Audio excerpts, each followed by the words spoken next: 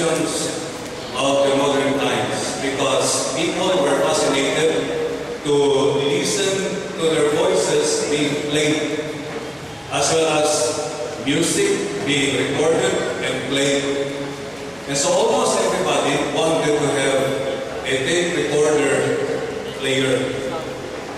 Many companies, corporations became rich because they were able to do or make this gadget.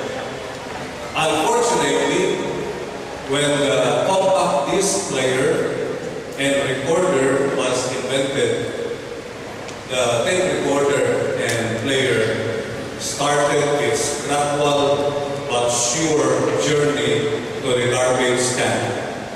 Today, you don't see anyone bringing a tape recorder player anymore. But it used to be a status symbol if you have a recorder. And the most famous was the Sony Walkman. I'm sorry for the 20 years old and below. You don't understand what I'm talking about. And much more, when the memory stick, the memory card was invented, it gave the last nail to the coffin of the tape recorder player. Things in this world will become obsolete. There are times we thought they are the most important thing, the most valuable thing, but then later on they are replaced and they are forgotten. But we thank God, we, God's children, we do not belong to something that will become obsolete, but we belong to something that would last for eternity because we belong to the Lord Jesus Christ. Can you open your Bibles to the book of Hebrews, chapter 8. We will read from verse 1 to 13.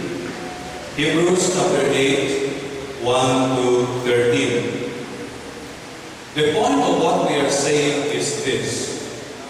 We do have such a high priest who sat down at the right hand of the throne of the majesty in heaven, and who serves in the sanctuary, the true tabernacle, set up by the Lord, not by men. Every high priest is appointed to offer both gifts and sacrifices, and so it was necessary for this one also to have something to offer. If he were on earth, he would not be a priest, for there are already men who offer the gifts prescribed by the law. They serve as a sanctuary that is a copy and shadow of what is in heaven. That is why Moses was warned when he was about to build the tabernacle. See to it that you make everything according to the pattern shown you on the mountain. But the ministry Jesus has received is superior to theirs, as the covenant of which he is mediator is superior to the old one, and it is founded on better promises. For if there had been nothing wrong with the first covenant, no place would have been sought for another. But God found fault with the people and said, "The time is coming, declares the Lord, when I will make a new covenant with the house of Israel and with the house of Judah. It will not be like the covenant I made with their forefathers when I took them by the hand to lead them out of Egypt, because they did not remain faithful to my covenant, and I turned away from them, declares the Lord. This is the covenant I will make with the house of Israel after that time, declares the Lord. I will put my laws in their minds and write them on their hearts. I will be their God, and they will be my people. No longer will a man teach his neighbor, or a man his brother, saying, Know the Lord, because they will all know me, from the least of them to the greatest. For I will forgive their wickedness and will remember their sins no more. By calling this covenant new, He has made the first one obsolete. And what is obsolete is an aging will soon disappear. To God be the glory. Palakpakan natin ang Panginoon. Hallelujah. As you can see in the passage that we have just read, that the writer of the book of Hebrews was comparing the old covenant under Moses and the new covenant under Jesus Christ. The old covenant was not bad. It was not evil. It was good. Because it was God who made it. And therefore, because it was God who made it, it was good. But it did not cover everything. It was only in Jesus, in the covenant that Jesus brought, that everything that we, people in this world, need will be covered. As you would look at the passage that we have read, there are four things that I would like to emphasize. The first thing that I would like us to understand in the new covenant, as compared with the old covenant, is that in the new covenant, God's laws will become inner principles rather than external codes. Let me repeat that. In the new covenant, God's laws will become inner principles rather than external codes. I would like to ask this question to you. Why are you here this morning? Is it because when you woke up, you read something on the wall telling you to come? Or is it that when you woke up this morning and when you started reading your Bible and when you are praying and singing praises to God, something inside you tells you to come? If you are here because you were forced, you were pushed, or pulled by someone, it is an external thing. If you are here because deep in your heart you sense the presence of the Holy Spirit, and you will never be comfortable if you cannot come and worship God, then you belong to the new covenant. Because God's laws will no longer be external codes, but they will become inner principles in your life, in your heart, in your mind. I am glad that there were couples who attended the couples seminar last Friday and yesterday. And I believe that through their testimonies, in fact, I received some text messages thanking us for inviting them because they learned something, some principles in married life. Because I have been solemnizing marriages for so many years, and every time a couple would come to me and ask me to solemnize their wedding, I would suggest that they would make their own vows. Although I have vows prepared, but I would prefer that they would make their own vows. They would make their own promises to each other. They could recite it, they could memorize it, they would read it aloud, but it should be their promises and vows. And I told the people who came here last Wednesday that I have not yet heard of a vow like this. I have been solemnizing marriages, and I have never heard a vow like this. I take you to be my lawfully wedded wife, and I will feed you for as long as you wash my clothes and clean the house. Not yet. I take you to be my lawfully and I will serve you as long as you give me money. I have not yet heard that kind of vow. What I have heard through the years is, I will take you to be my husband, my wife, and I will serve you and love you in sickness and in health, in poverty and in riches. I will give everything to you. He left Noah's Ark. Because if they would not say that, I, as a solemnizing officer, will not continue with the wedding. They serve each other not because of an external code, but because there is something in their hearts that motivates them to serve and love each other. And I think some of you will still remember one of my illustrations several years ago, and I hope you will not be offended if I would share it again. But there was a man, after being married for several years, very early in the morning he woke up, and then he started reading the marriage contract, because before it's called marriage contract, now it's marriage certificate. And here he spent minutes in reading, and then the wife woke up.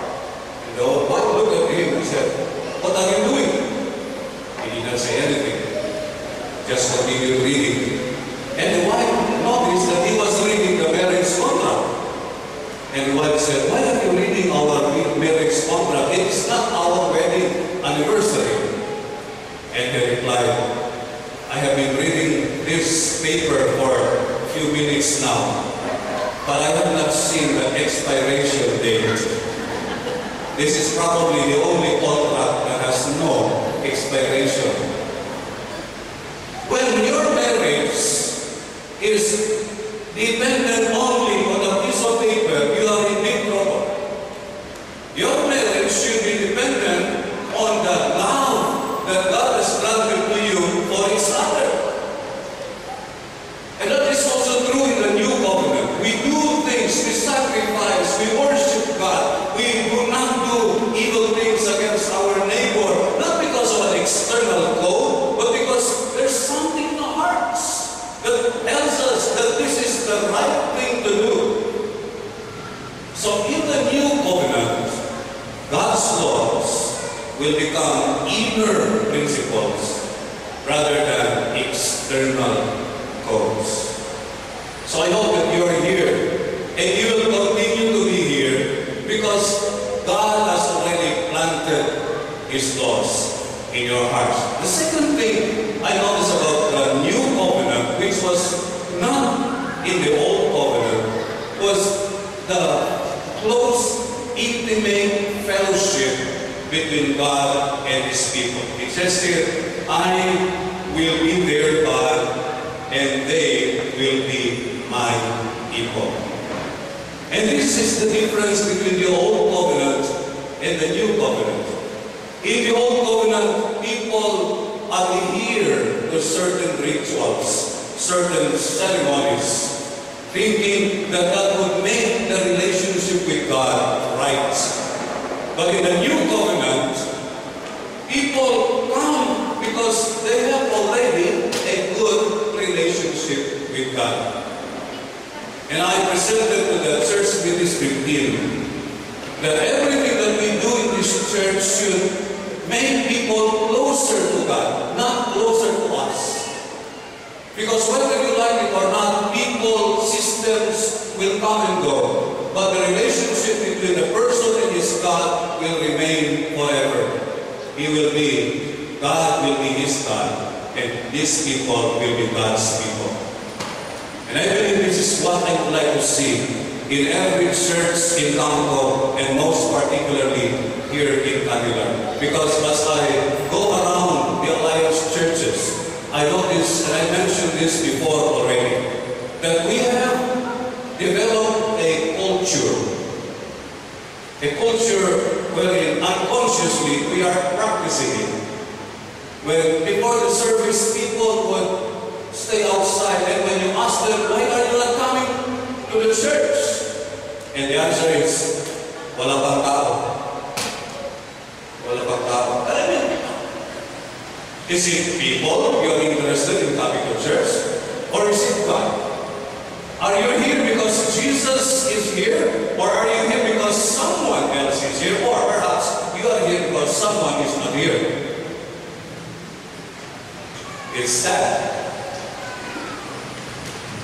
The intimate fellowship between God and His people is evident in the new covenant. That even when nobody is looking, nobody is prompting us, we will do what we know is right. And by the way, every first Sunday of the month, there is a group that is meeting here for prayer and fasting. And I will not make a ruling that you should attend. But if there is that prompting in your heart for a close and intimate relationship with God, you may stay after the service and join the people here. Remember, in the new covenant, we are not governed by external code, but we are governed by the Spirit that is in us. Even if you're alone in your house, or you're with your children, you can kneel down and worship God because there is now this intimate relationship between God and His people. The third thing that I believe is found in the new covenant, which was not found in the old covenant, was that in the new covenant, there is now the knowledge of God. It says here, no longer will a man teach his neighbor, or a man his brother, saying, know the Lord, because they will all know me, from the least of them to the greatest. We will not need anyone. You don't need me to teach you. I'm here simply as an encourager, an inspirer. I am not your teacher. The Holy Spirit is your teacher. I think I have said that already. But I will keep saying that because when you are in the new covenant, nobody will teach you. But God can use other people to enhance what you already know. If you read the book by Don Richardson entitled Eternity in Their Hearts, Don Richardson went to the different tribes that accepted Jesus Christ, because there are tribes that did not accept Jesus Christ. But those tribes that accepted Jesus Christ up in the mountains, in the valleys, along the seashore, along the rivers, he went to them and he had one question. And he found out that all of these tribes that accepted the Lord Jesus Christ already believed in God long before the missionaries arrived. They already had the knowledge of God, although the knowledge was little, very small. But it kept them from accepting religions that did not belong to God. For example, the Karen tribe of Burma.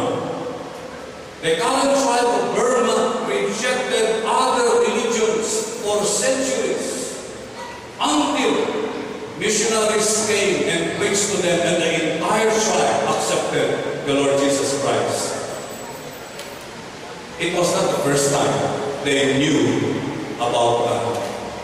And Don Richardson, if you have time, if you can buy the book or you can open the internet and look at Eternity in Their Hearts, you will be amazed that all these tribes that accepted the Lord Jesus Christ knew something about God even before the missionaries arrived. And in the Philippines, we have one tribe that I could tell you. There are other tribes that I know, but the Subanan tribe is a classic example of people who already knew something about God and for centuries rejected other religions. But when the American missionaries came with their English that could not be understood, the entire Subanan tribe accepted Jesus. That's amazing. And when you ask Dr. Eunice Irwin, because she conducted a study of the alliance in Lapuyan, and one of the things that she discovered, that among the Subanans from Malayal down to Lapuyan to Dipolo, for centuries, their prophets and prophetess told them not to accept any religion that was brought by people with dark teeth. Do not accept the religion brought by people with dark teeth. And during those times, everybody had dark teeth. It was only in the early 1900s when the missionaries came, Americans came, and they had white teeth. And they said, this is now the message that we are going to receive, because it comes from people with white teeth, because they were not using mama. If you notice now, Zamboanga City Alliance Evangelical Church is filled with Subanan Christian believing Subanans. They accepted Christ because long before missionaries arrived, they already knew something about God. In the new covenant, the knowledge of God will be given to the people, and they will sense what you are preaching is from the Spirit that also lives within them. If they can sense that what you are saying is inconsistent with the Spirit that is living within them, they will reject you. But if they can sense that what you are preaching is consistent with the Holy Spirit living in them, then they will accept you.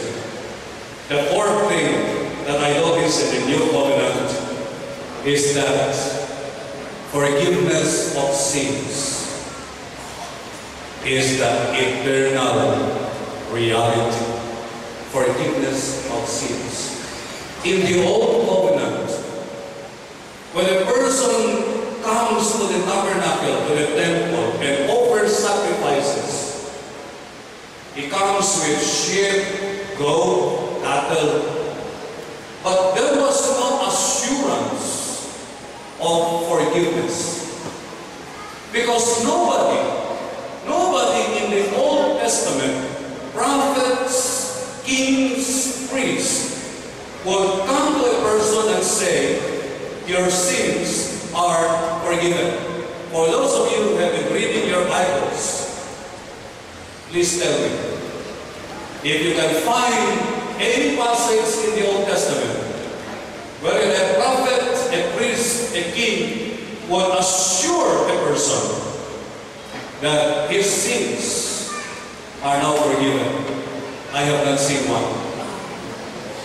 That's why when Jesus said to a person, your sins are forgiven, the Jews shouted blasphemy, because nobody in the history of Israel said those words. And so, in the Old Covenant, you are not even sure that you are forgiven, because nobody told you that your sins are forgiven. Only in Jesus Christ that we hear those words, because only Jesus Christ has the authority to say, your sins are forgiven. And if there's anything that we should shout hallelujah, it is because in Jesus our sins are forgiven. Amen. No other person in the world can tell you your sins are forgiven except the Lord Jesus Christ. That's the reason why the new covenant is superior to the old covenant, because in the old covenant, not even the high priest can guarantee you that your sins are forgiven. Only the high priest of the true tabernacle, the Lord Jesus Christ, has the authority to assure us that our sins are now forgiven. Therefore, we should be glad, we should be humble, we should be hopeful, because we belong to the new covenant. In the new covenant, God's laws will become inner principles, not external codes. In the new covenant, intimacy with God, fellowship with God is now possible. In the new covenant, knowledge of God is brought about by the presence of the Holy Spirit. And in the new covenant, to God be the glory, forgiveness of sins is now possible. To God be the glory.